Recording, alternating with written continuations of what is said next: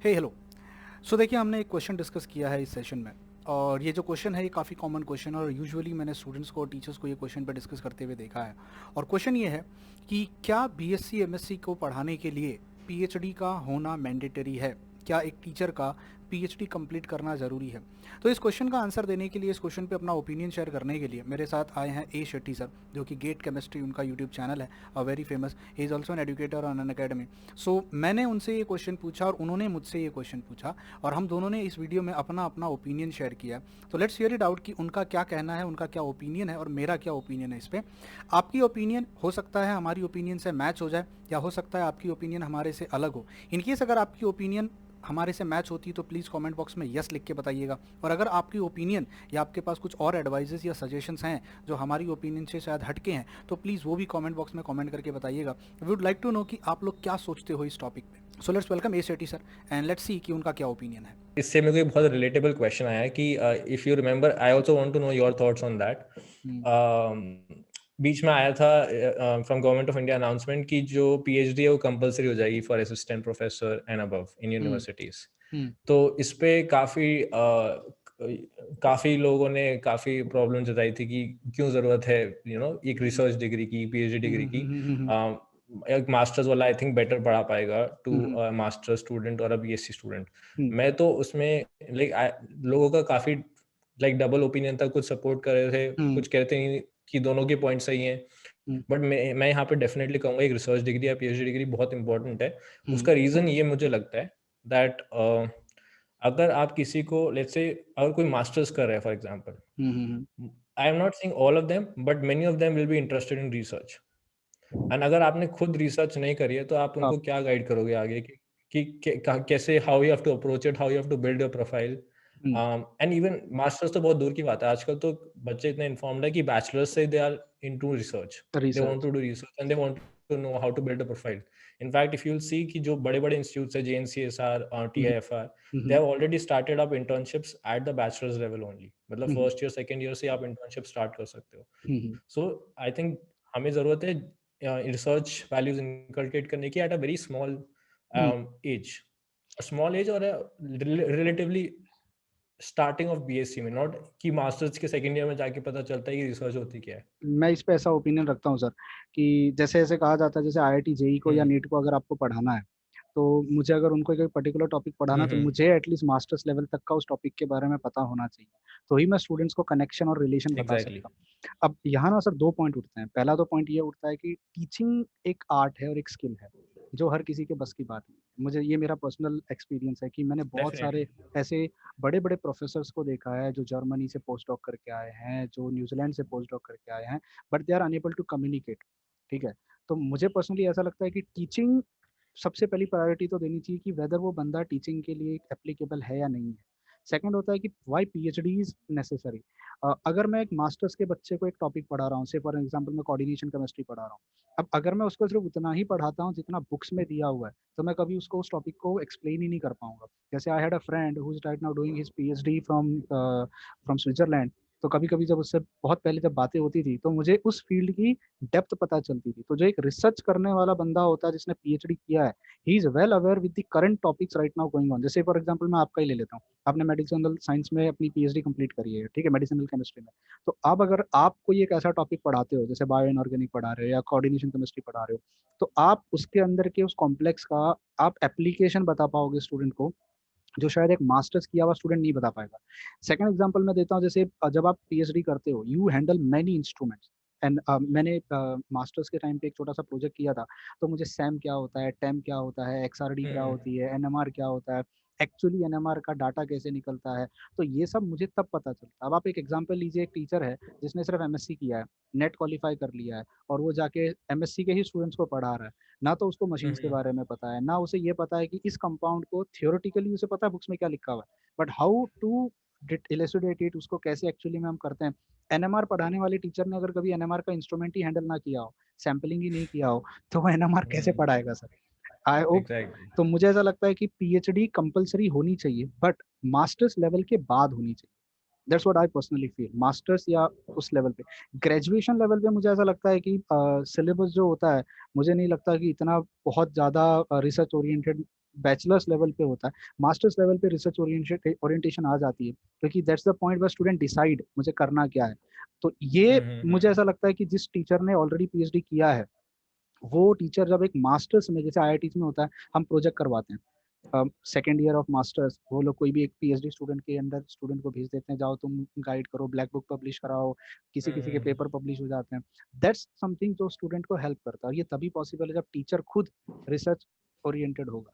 सो मुझे ऐसा लगता है कि एग्जैक्टली। पीएचडी वाला जो फंडा था वो सही है, बट वो मास्टर्स के बाद और डिग्री कॉलेज या यूनिवर्सिटीज में हो तो ठीक लग रहा है। लोअर लेवल पे जब आप आते हो ना, तो वो नहीं होता है। इसका साइड इफेक्ट बताता हूँ क्या हो जाता है। इसका साइड इफेक्ट ये होता है ना सर, कि बहुत सारे लोग फर्जी डिग्रियां ले लेते हैं पीएचडी की, copy paste copy paste copy paste करके 3-4 पेपर वो पब्लिश तो कर अभी भी देते हैं। चल रहा है, अभी भी चल रहा है वो अब तो। वो होता है, और नेट क्वालिफाई कर लिया किसी भी तरीके से, पीएचडी 4-5 साल में हो जाती है गाइड के साथ सेटिंग करा के, और फिर वो टीचिंग हम्म लाइन में घुस जाते हैं, क्योंकि गवर्नमेंट सरकारी नौकरी है, गवर्नमेंट जॉब है, बैठे बैठाए 1 लाख रुपए की सैलरी आ रही है। तो ये एक इसका हम्म साइड इफेक्ट है। मुझे पर्सनली ऐसा लगता है, that's what my opinion is, कि apart from NET and PhD, there has to be something जिसमें टीचिंग एप्टीट्यूड टेस्ट किया जाए। जब इंटरव्यू लिया जाता है ना, क्या वो टीचर खड़े होके कम्युनिकेट कर पा रहे हैं? आप बहुत तुर्रम खान टीचर हो, आपको बहुत कुछ आता है, but if you are unable to communicate, बहुत बार कमेंट्स आते हैं कि हमारे हम्म यूनिवर्सिटी के प्रोफेसर इस टॉपिक को इतने अच्छे से नहीं पढ़ा पाए जितने अच्छे से आपने पढ़ा दिया। तो आई वंडर, या he is a university professor, तो ऐसा तो नहीं है कि उसके पास नॉलेज नहीं होगी, he is well knowledgeable, the problem is he is unable to communicate. तो मुझे ऐसा लगता है कहीं ना हम्म कहीं टीचर्स का ना, जो यूनिवर्सिटी लेवल पे जो पीएचडी करके स्टूडेंट आता है, अब आप भी समझोगे, पीएचडी करते करते कहाँ इतना टाइम मिलता है कि कम्युनिकेशन स्किल स्ट्रॉन्ग कर पाए, क्योंकि हम तो वहाँ टेबल वर्क में या थियोरेटिकल राइटिंग में इतने बिजी होते हैं कि फुर्सत नहीं मिल पाती। हम्म। एंड देन सडनली आपको जब 100 बच्चों की क्लास के सामने खड़ा कर दिया जाए, तो you don't have any teaching experience. तो मुझे ऐसा लग रहा है कि एक टीचिंग एप्टीट्यूड कुछ होना चाहिए, एक स्क्रीनिंग या एक सेमिनार, जैसे ही बच्चा नेट क्वालिफाई करता है या पीएचडी क्वालिफाई करता है, और जब वो कहीं किसी यूनिवर्सिटी में एज अ प्रोफेसर अप्लाई करे, तो एटलीस्ट उसका 2 महीने 3 महीने ना टीचिंग एप्टीट्यूड का स्क्रीनिंग होनी चाहिए, जहाँ पे जैसे सेमिनार्स होते हैं कि 3 महीना मैं सेमिनार अटेंड करूंगा, बड़े प्रोफेसर आएंगे हम्म। जो वेल फेमस हैं, वो हमें सिखाएंगे tips and tricks of teaching, and then he should be allowed to enter a classroom to take deliver lecture, because yes yes. knowing and delivering are two different things. मैं इसमें add करना चाहता था थोड़ा सा कि ऐसा क्या होता है, लाइक मैं खुद ही ऑब्जर्व कर रहा हूँ, जब मैंने जस्ट मास्टर्स कंप्लीट की थी मैंने सीधा स्टार्ट कर दिया था टीच करना, मतलब मास्टर्स से टीच कर रहा था मैं, but when I completed masters तो मेरी काफ़ी फ्रेंड्स ने रिक्वेस्ट किया कि जो काफ़ी इनोवेटिव ट्रिक्स हैं तो तू ट्राई कर यूट्यूब पे वीडियोस बनाने के या कुछ करने की, तो Mm-hmm. I started off. तो what I have observed is कि पहले 2 साल तो आई कुड रिलेट कि Mm. अच्छा ये प्रॉब्लम्स होती होंगी स्टूडेंट्स को, तो अगर मैं इस वीडियो पे यहाँ से स्टार्ट करूँगा, इस बेसिक पॉइंट से स्टार्ट करूँगा तो उनको समझ में आएगा। Mm. But now that it's been 4 years since I passed out, Mm. अब क्या होता है जैसे कि for example Gilman reagent Mm. हो गया, ठीक है, Mm. पता है वो 1/4 एडिशन करता है, तो वो मेरे को इतना ट्रिवियल लगता है कि मैं बोलता हूँ हाँ ये तो बच्चों को पता ही होगा कि 1/4 एडिशन होता है, तो मैं स्किप कर देता हूँ। Skip कर बट देते हैं। वो रियलाइज नहीं होता कि वो जो 1/4 एडिशन है at that point of time वो इतना मतलब इन दैट देयर लेवल वो उनको बहुत नहीं। इजी चीज नहीं है, वो हाँ। उन्होंने पहली बार पढ़ी है, तो Mm. I have to emphasise on that. तो टाइम एंड अगेन मेरे को अपने आप को चेक करना पड़ता है कि वो उनके लिए इजी है या नहीं है, वो इम्पोर्टेंट है। मेरे लिए तो इजी है ऑफ कोर्स, बिकॉज हाँ। मैं तो उसको 4 साल से 5 साल से 6 साल से पढ़ रहा हूँ उसी टॉपिक को, Mm. But is it easy for them और नॉट? तो आई थिंक एक रीजन ये भी हो सकता है कि टीचर्स जिनको नॉलेज होती है वो कम्युनिकेट इसलिए नहीं कर पाते, उनको लगता है ये चीज तो आती होगी, Mm. But they don't understand कि यार उनके लेवल पे आपको आके देखना पड़ता है कि उनको ये चीजें पता है या नहीं पता है। और इसका एक रीजन ये होता है कि सर बट जो पीएचडी किया हुआ स्टूडेंट होता है ना, वो 4 साल या 5 साल इतना उस सब्जेक्ट में खोया रहता है कि वो बहुत एक्सट्रीम लेवल तक चला गया होता है। तो वो जैसे अभी एक एमएससी किए हुए बच्चे को मैं कहूँ 8वीं के बच्चे को या नाइन्थ ग्रेड के बच्चे को जाके पढ़ाए, तो वो कहेगा तेरे को इतना भी नहीं आता, A+B² तेरे को नहीं आता। So that happens with a exactly. PhD teacher. वो जब बीएससी एमएससी लेवल पे आता है, वो कहेगा तुमको इतना भी नहीं आता, and then they don't realise कि उनको तो ये भी नहीं पता है सिंपल क्यूब का स्ट्रक्चर क्या होता है, या 1/8 पार्ट क्या होता है सॉलिड स्टेट में। I think you are right on that aspect कि जो जहाँ पे प्रिलिमिनरी टीचिंग इंस्टीट्यूट्स होते हैं, जैसे अपने कॉलेजेस हो गए, वहाँ पे there should be definitely an aptitude test, teacher aptitude test, या फिर एटलीस्ट एवरी 6 मंथ्स, या उनको बच्चों के रिव्यूज थोड़े सीरियसली लेने चाहिए। फॉर 1 year हाँ। They should be on a probation basis, and उनके रिव्यू के हिसाब से दे शुड बी हायर्ड कि उनके रिव्यूज अच्छे आ रहे हैं लेक्चर्स में या नहीं आ रहे हैं. That is one important criteria. And जहाँ पे रिसर्च यूनिवर्सिटीज हैं वहाँ पे तो ऑफ कोर्स आपके रिसर्च क्राइटेरिया पे ही आपको पोजीशन मिलनी चाहिए. सो यार there should be definitely segregation होना चाहिए कि जो टीचिंग इंस्टीट्यूट्स हैं उनके लिए अलग एक स्किल होना चाहिए to evaluate the teachers, and research institutes में अलग स्किल होना चाहिए. You can't combine both of them. मैंने रिसेंटली एक ऐसा पढ़ा था कि जो फॉरेन यूनिवर्सिटीज़ होते हैं, जैसे यूएस यूनिवर्सिटीज़ हैं या जो यूरोपियन यूनिवर्सिटीज़ हैं, कहीं कहीं पे ऐसा रूल होता है कि जो टीचिंग फैकल्टी होती है वो सेपरेट होती है, और जो हमारी रिसर्च फैकल्टी होती है वो बहुत सेपरेट होती है.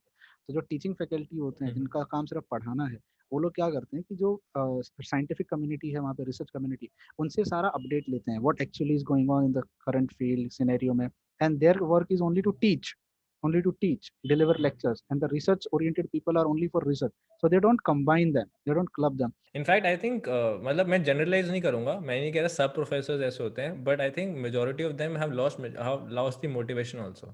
लाइक उनको लगता है कि जिसको पढ़ना है, जिसको समझना है, I have lot of knowledge, वो आके मेरे से समझेगा. आई आई शुड नॉट, मतलब मैं नहीं समझाऊंगा या मैं अपनी तरीके से समझाऊंगा. जिसको समझना है वो समझे, जिसको नहीं समझना वो ना समझे. मतलब it is not my duty to teach them, ऐसा उनका एक एटीट्यूड हो जाता है. बिकॉज आई थिंक वो मतलब वही कहते हैं ना कि जब थोड़े आपके पास पावर आ जाती है तो थोड़ी सी हम्बलनेस अगर आप में नहीं है तो you start losing out on that.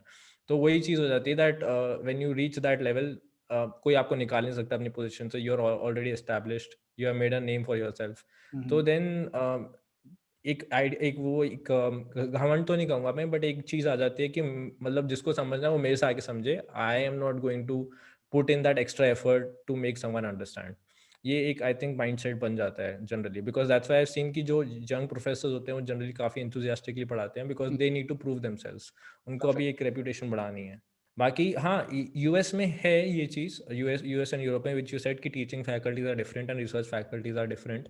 But मैंने वहाँ पे ये भी देखा है कि वहाँ पे एट बैचलर्स लेवल रिसर्च का बहुत हाई एक्सपोजर मतलब स्टूडेंट्स को मिलना शुरू हो जाता है. अभी जो हम लैब्स, अगर मैं लैब्स की बात करूँ, बहुत ज़्यादा ज़रूरत है अभी to actually change the practical labs in bachelors. वही टाइट्रेशन चले जा रहा है, 40 साल पुराना, 50 साल पुराना. आई मीन वो इतना डल हो जाता है कि मतलब जिसको थोड़ा बहुत इंटरेस्ट भी होगा वो भी नहीं कर पाएगा. आई वॉज लकी इनफ कि मुझे मास्टर्स में रिसर्च करने का वो मिला एक्सपीरियंस. वरना तो मास्टर्स में भी मैंने सुना है कि डीयू जैसे कॉलेज में भी टाइट्रेशन हो रही है मास्टर्स में. तो मतलब जिसका थोड़ा बहुत इंटरेस्ट भी होगा, रत्ती भर इंटरेस्ट भी होगा, वो भी खत्म हो जाएगा. They have to come up with थोड़े अपर लेवल के एक्सपेरिमेंट्स उनको इंक्लूड करने पड़ेंगे. एग्जैक्टली थोड़ा फ्लोरेसेंस के एक्सपेरिमेंट्स करने चाहिए जिसमें थोड़ा सा इंटरेस्ट डेवलप हो, कुछ डिफरेंट रिएक्शंस हो, डिटेक्शन. अब तो इतना इजी हो गया है ऑनेस्टली. पहले मैं मान सकता था कि रिसोर्स इंटेंसिव था, बहुत पैसे चाहिए थे या ग्रांट्स चाहिए होते थे to carry out this experiments. But now lot of experiments can be readily carried out. In fact जो ये वीडियो देख रहे हैं मैं उनको रिकमेंड करूंगा. एक अमेरिकन केमिकल सोसाइटी का जर्नल है, journal of chemical education.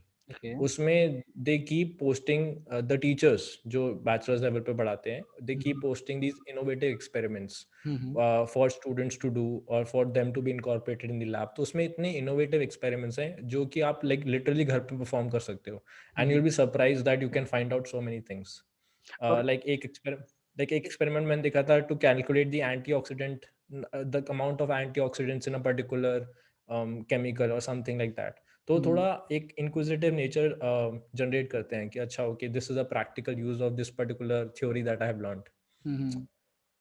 So I think ये थोड़ा हमें काफ़ी ज़्यादा चेंज करने की ज़रूरत है to generate interest of students in the science.